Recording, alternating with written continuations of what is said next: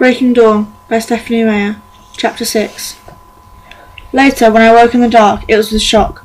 The dream had been so very real, so vivid, so sensory. I gasped aloud and I was disorientated by the dark room. Only a second ago, it seemed, I had been under a brilliant sun. "Bella?"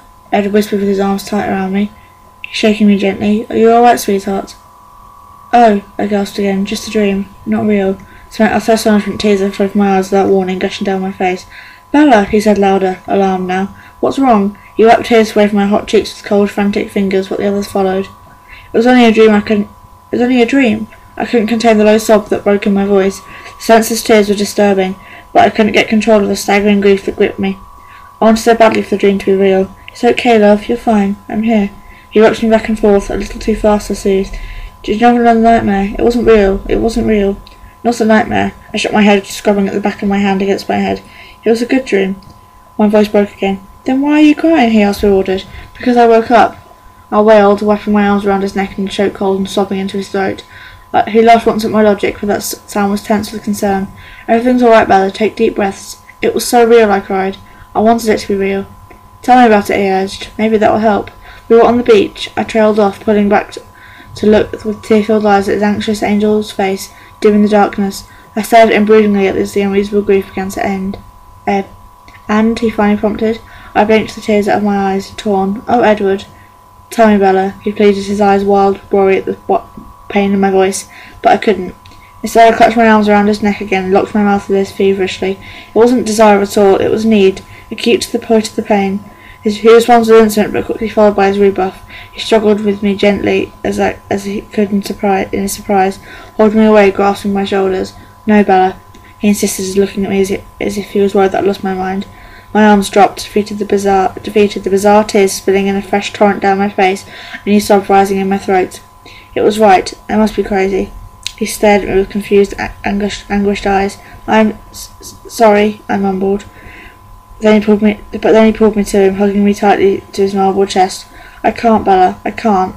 His moan was agonized. "Please," I said, my plea muffled against his skin. "Please, Edward." I couldn't tell if he was moved by the tears trembling in my voice, or if he was unprepared to deal with the suddenness of my attack, or if his need was simply as unbearable in that moment of my own. But whatever the reason, he pulled my lips to his, surrendering with a groan, and we began where my dream had left off. I stayed very still when I woke up in the morning, and tried to keep my breathing even. I was too afraid to open my eyes. I was lying across Edward's chest, but it was still very still, and his arms were not wrapped around me. That was a bad sign. I was afraid to admit I was awake and faced his anger, no matter whom it was directed at today. Carefully I peeked through my eyelashes. He was staring at the dark ceiling, his arms behind his head. I pulled myself up my elbows so I could see his face better. It was smooth, expressionless. "How much trouble am I in?" I asked in a small voice. "Heaps," he said, but he turned his head and smirked at me. I breathed a little sigh of relief. "I am sorry," I said. I didn't know exactly what was last night." I shook my head at the memory of the irrational tears and the crushing grief. "You never did tell me what your dream was about." "Well, I guess I didn't, but I sort of showed you what it was about." I laughed nervously. "Oh," he said. His eyes widened and he blinked. "Interesting." "It was a very good dream," I murmured. He didn't comment, so a few seconds later I asked, "Am I forgiven?" "I'm thinking about it." I sat up, trying to examine myself. I didn't seem to be any feathers, at least, but as I moved, an odd wave of vertigo hit. I swayed and fell back against the pillow. Whoa. Head rush. His arms were around me then. He sat for a long time. 12 hours. 12? How strange. I gave myself a quick once over while I spoke, trying to be inconspicuous about it. I looked fine. Bruises on my arms were still a week old yellowing. I stretched experimentally. I felt fine too. Well, better than fine, actually. Is the inventory complete? I nodded sheepishly. The pillows all seemed to have survived. Unfortunately, I can't say the same for your nightgown. He nodded towards the foot of the bed where several scraps of black lace were strewn across the silk sheets. "That's too bad," I said. "I liked that one." "I did too." "Were there any other casualties?" I asked timidly. "After about Edward Esme in your bed frame," he confessed, glancing over his shoulder. I followed his gaze and was shocked to see that large chunks of wood had apparently been ground from the left side of the headboard. I frowned. "You think I would have heard that?" "You seem extraordinarily unobservant when your attention is otherwise involved." I was a bit absorbed, I admit, blushing a deep red. He touched my burning cheek and sighed. "I'm really going to miss that." I stared at his face, searching for any signs of the anger or remorse I feared. He gazed back at me evenly, his expression calm but otherwise unreadable. "How are you feeling?" He laughed. "What?" I demanded. "You look so guilty, like you've committed a crime." "I feel guilty," I muttered. "So you seduced your all-too-willing husband. That's not a capital offence." He seemed to be teasing. My cheeks got hotter. The word seduced implies a certain amount of premeditation. Maybe that was the wrong word, he allowed. "You're not angry?" He smiled ruefully. "I'm not angry." "Why not?" "Well," he paused, "I didn't hurt you for one thing. It was easier this time to control myself, to channel that excess." He flickered to the damaged frame again. Maybe because I had a better idea of what to expect. A hopeful smile started to spread across my face. "I told you it was all about practice." He rolled his eyes. My stomach growled and I laughed. "Breakfast time for the human?" he asked. "Please," I said, hopping out of bed. I moved too quickly, though. I had to stagger drunkenly to regain my balance. He caught me before I could stumble into the dresser. Are you all right? If I don't have a better sense of equilibration in my next life, I'm demanding a refund." I cooked this morning, frying up some eggs, too hungry to do anything more elaborate. Impatient, I flipped them onto a plate just after a few minutes. "Since when do you eat eggs sunny side up?" he asked. "Since now." "Do you know how many eggs you've gone through in the last week?" He pulled the trash bin out from under the sink. It was full of empty blue cartons. "Weird," I said, swallowing a scorching bite. "This place is messing up my appetite and my dreams and my already dubious balance, but I like it here. We'll probably have to leave soon, though, won't we, to make it to Dartmouth in time?" "Well, I guess we need to find a place to live and stuff, too." He sat down next to me. "You can give up the college pretense now. You've gotten what you wanted, and we didn't agree to a deal, so there are no strings attached." I snorted. "It wasn't a pretense, Edward. I don't spend my free time plotting like some people do." "What can we do to wear Bella out today?" I said in a poor impression of his voice. He laughed, unashamed. "I really want a little more time being human." He leaned over to run my hand across his bare chest. "I have not had enough." He gave me a dubious look. "For this?" he asked, catching my hand as it moved down his stomach. "Sex was the key all along." He rolled his eyes. "Why didn't I think of that?" he muttered sarcastically. "I could have saved myself a lot of arguments." I laughed. "Yeah, probably."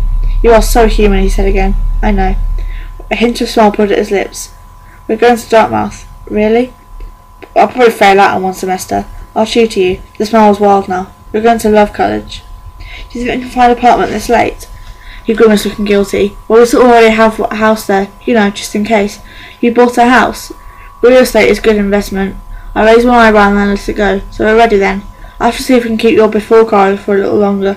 Yes, heaven forbid I must not be protected from the tanks." He grinned. "How much longer can we stay?" I asked. "We're fine on time. A few more weeks if you want. We can visit Charlie before we go to New Hampshire. We can spend Christmas with Renee." His words painted a very happy immediate future, one free of pain for everyone involved. The Jacob drawer, all but forgotten, rattled, and I amended the thought for almost everyone. This wasn't getting any easier. Now that I discovered exactly how good being human could be, it was tempting to let my plans drift. 18 or 19, 19 or 20. Did it really matter? I wouldn't change this so much in a year, and being human with Edward, the choice got trickier every day. "A few weeks," I agreed.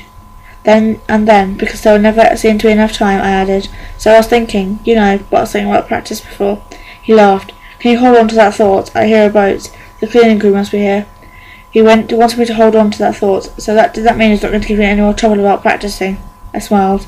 "Let me explain the mess in the white room to Gustavo, then we can go out. There's a place in the jungle on the south." "I don't want to go out. I'm not hiking all over the island today. I want to stay here and watch a movie." He pursed his lips, trying not to laugh at my disgruntled tone. "All right, whatever you'd like. Why don't you pick one out while I get the door?" I didn't hear a knock. He cocked his head to the side, listening. A half-second later, a faint, timid rap on the door sounded. He grinned and turned for the hallway. I wandered over to the shelves under the big TV and started scanning through the titles. It was hard to decide where to begin. There were more DVDs in a rental store. I could hear Edward's low velvet voice as he came back down the hall, conversing fluidly in what I assumed was perfect Portuguese.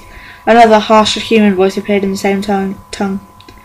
Edward led them into the room, pointing towards the kitchen on his way. The two Brazilians looked incredibly short and dark next to him. One was a round man, the other a slight female. Both of their faces creased with lines. Edward gestured to me with a proud smile, and I heard my name mixed in with a flurry of unfamiliar words.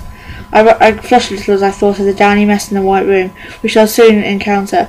The little man smiled at me politely, but the tiny coffee-skinned woman didn't smile. She stared at me with a mixture of shock, worry, and most of all wide-eyed fear. Before I could react, Ezra motioned for him to follow with him towards the chicken coop, and they were gone. When he reappeared, he was alone. He walked swiftly to my side and wrapped his arms around me.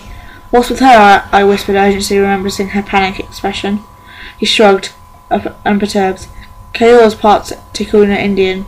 She was raised to be more superstitious, or you could call it, more aware than those who live in the modern world. She suspects what I am, or close enough. She still didn't sound worried. They have their own legends here. The Livihusman, that blood-drinking demon who preys exclusively on beautiful women. He leered at me. Beautiful woman only? Well, that was kind of flattering. She looked terrified, I said. She is, but she's mostly worried about you. Me?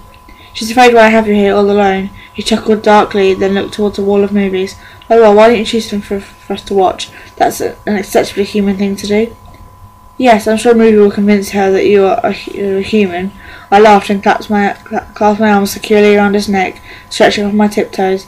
He leaned down so I could kiss him, and then his arms tightened around me, lifting me off the floor so he didn't have to bend. Movie schmovie, I muttered as his lips moved down my throat, twisting my fingers in his bronze hair. Then I heard a gasp and put me down abruptly. Kayla stood frozen in the hallway, feathers in her black hair, a large stack of more feathers in her arms, an expression of horror on her face. She stared at me, her eyes bugging out, and I blushed and looked down. Then she recovered herself and murmured something like, even in an unfamiliar language, that was clearly an apology. Edward smiled and answered in a friendly tone. She turned her dark eyes away and continued down the hall. She was thinking about what I think she was thinking, wasn't she? He laughed at my convoluted sentence. Yes. Here, I said, reaching out at random and grabbing a movie. Put this on, we can pretend to watch it. There was an old musical with smiling faces and fluffy dresses on the front. Very honeymoonish, Edward approved. White actors on the screen danced their way through a perky introduction song. I lolled on the sofa, snuggled into Edward's arms. Will we move back to the white room now? I wondered idly. I don't know. I've already mangled the headboard in the other room beyond repair. Maybe if we limit the destruction to one area of the house, Esme might invite us back someday. I smiled widely. There will be more destruction. He laughed at my expression. I think it might be safer if it's premeditated, rather than if I wait for you to assault me again. It was only a matter of time, I agreed casually, but my pulse was racing in my veins. Is there something matter with your heart? Nope. Healthy as a horse, I paused. Did you want to survey the demolition zone now? Maybe it would be more polite to wait until we're alone. You may not notice me tearing the furniture apart, but that will probably scare them. In truth, I'd always forgotten about people in the other room. Right. Drat. Gustavo and Kayla moved quickly through the house while I waited impatiently for finish and tried to pay attention to the happily ever after on the screen. I was starting to get sleepy, though according to Edward I slept half the day when a rough voice startled me. Edward sat up, kicked me cradled against him, and answered Gustavo in flowing Portuguese. Gustavo nodded and walked quietly towards the front door. They're finished, Edward told me. So does that mean they're alone now? How about lunch first, he suggested. I bit my lip, torn by the dilemma. I was pretty hungry. With a smile, he took my hand and led me to the kitchen. He knew my face so well. It didn't matter that he couldn't read my mind. This is getting out of hand, I complained when I finally felt full. Do you want to swim with the dolphins this afternoon? Burn off the calories? Maybe later. I had no idea for burning calories. And what was that? Well, there was an awful lot of headboard left, but I didn't finish. He always swept me up into his arms and his lips silenced mine as he carried me with inhumane speed to the blue room.